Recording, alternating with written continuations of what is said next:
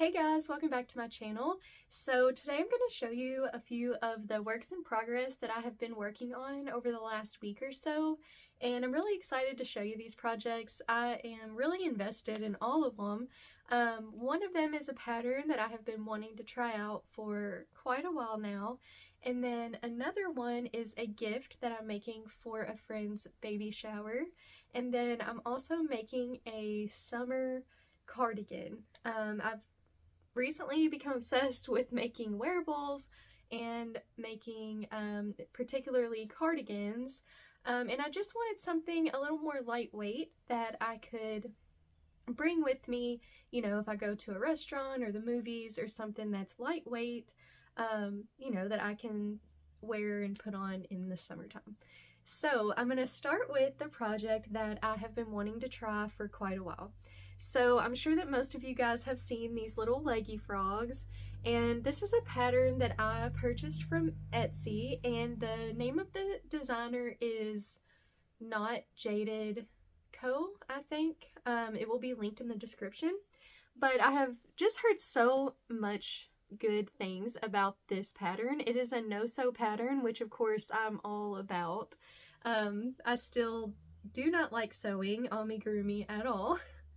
So I use the Premier Parfait Chunky yarn. So this little section right here is my chenille yarn. So I have Premier's Just Chenille from the Dollar Tree up here, and then I have the Premier Parfait Chunky, and I do prefer the Parfait Chunky.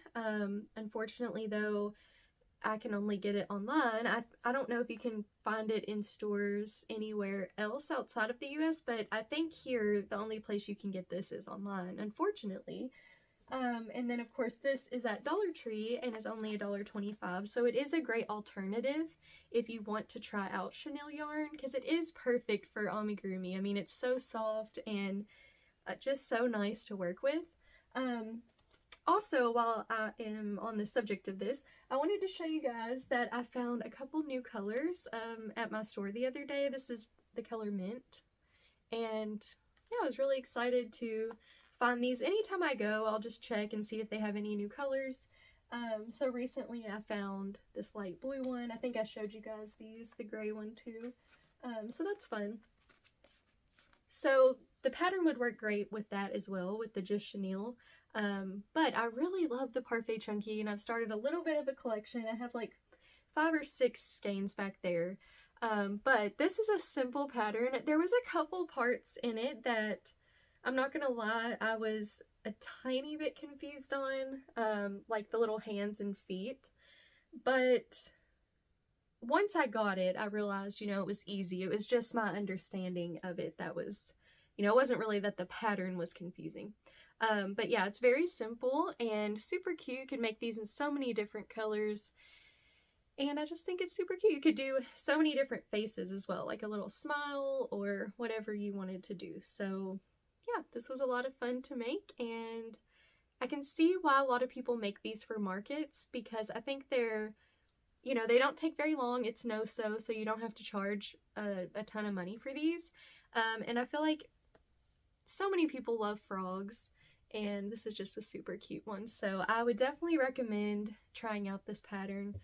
So the next thing I want to show you guys is the little gift that I'm making for my friend's baby. So her theme for the baby shower is like clementine themed.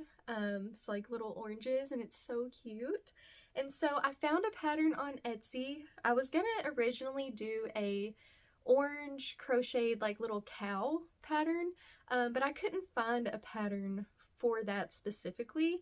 And so I came across this pattern, and I'll put a picture of what it's supposed to look like when it's finished. I'll put it right here so you guys can see it, because it is so cute. The only thing is I am nervous. This does include sewing and embroidery like on the little face of the orange, and I'm not very confident in those skills, so we'll see how it goes. The baby shower is like 5 days away, so I definitely need to get on it. But here's what I have so far. So I've almost got the little lovey part done. So obviously if you saw, it's a little blanket lovey type thing. I don't know if you've heard of those. I'm sure you have, most people have, but it's like a tiny little blanket with some kind of animal or something on the top that kids can hold on to and just, you know, cuddle with. So I have obviously not weaved in any of my ends, but I've almost got this done. I probably need to add maybe one more row and then a border. But yeah, I love this yarn in ivory. I'm using 2 different Big Twist value yarns, this like orangey color here and then the sage color, and then this bright green is a paint box yarn. It's a cotton. So the reason I added that in is because, well, you can see in the picture that she has a color like that in hers, but I made the stem in that color in the little leaf. So here is the little clementine. Well, it's kind of big actually. And I used a number 2 weight, 2 or 3 weight, I think it's the, what is it? Okay, the Bambootiful, I'm pretty sure is what it is, from Yarn Bee. So made that. I haven't obviously put the face on because I'm nervous about that. But then I used the cotton for the little leaf and stem. So I wanted to use that same color and have it incorporated in the little blanket part too, just to tie everything together. But I got those done, and then the cute thing about this is it has these little arms. So whenever you sew it on, I think you do it from one corner. Originally I was thinking you take it from the middle, but I don't know. I think you do it from here. You sew this on, and then the little arms like get sewed on, and like, I can't do this very good. They get wrapped around the little blanket and sewed on to hold it on. So I think that is so cute. I am, like I said, nervous about that part of it. Sewing just freaks me out. So yeah, I think that's going to be really super cute. So I'm going to do the border in this color here, and then all I need to do is just embroider the face and attach everything, weave in the ends, and it'll be done. So I just need to focus on this and get it done, because it's going to be so cute when it's finished. And I cannot wait to see her reaction. I will hopefully, I will try to videotape her reaction and show it in a video, but I'm awkward filming in front of people, so I don't know if that's gonna work. Okay, and then the next project is that summer cardigan. Now this project is winning all my attention right now at this point, so I need to be working on this, but I keep picking up this project because it is just so fun to work on, and I just can't wait to see what it's going to turn out like. So I'm using this sugar wool cotton that I got. I had picked these up and showed them in a little haul. I had bought 4 different skeins of it because I do really, really love this yarn, and they are upping the price. As you all know, everywhere is upping the price on everything. But I've noticed that Hobby Lobby has been upping their prices a lot lately. Like, it seems like one after another, they'll just keep increasing. So I saw the old price on these, which was $5.99. Now they're up to $7.99, I think, which is makes me upset. That's a conversation for another day. But so I ended up buying all 4 of these, and she did, even though like this one says $6.99, she gave them all to me for $5.99. So I was, you know, waiting for the perfect project for this, and this summer cardigan called for a DK weight yarn. So this is a 3 weight. The pattern is by MJ's Off the Hook Designs. I love so many of her wearable patterns, and she really is very easy to follow. So here's what I have so far. This is a, after you're done with the band part, it's a 2-row repeat, and it's a very, it's a pattern that you don't get bored with. So here is what I have so far. So this is, it's actually made all in one piece, and then you just seam parts of it together. So this is actually the back. I was gonna say panel, but I guess it's not really a panel because at some point after so many rows, we end up, you know, attaching the other panels to it, and then working on those from there, if that makes sense. But just look how cool that stitch pattern is. You use a 3 DC cluster stitch right here, so that's that, and then you use single crochet, a lot of chaining, and it's very, very simple, but it looks really intricate, and it's very flowy and drapey, and I think it's going to be perfect for a summer cardigan, which I'm really, really intrigued as to how this is going to end up working up. So this has, as you can see, like, you know, a mint color, a gray, a teal, like a deeper teal right here. So several different colors in here, and I'm just really curious to see how it's going to work up. That's one of my favorite things I think about crochet, is being creative with color, and just instead of trying to color control it, just letting it flow the way that it is in the skein and see what it turns out like. I just think that is a lot of fun, and it keeps me invested in a project.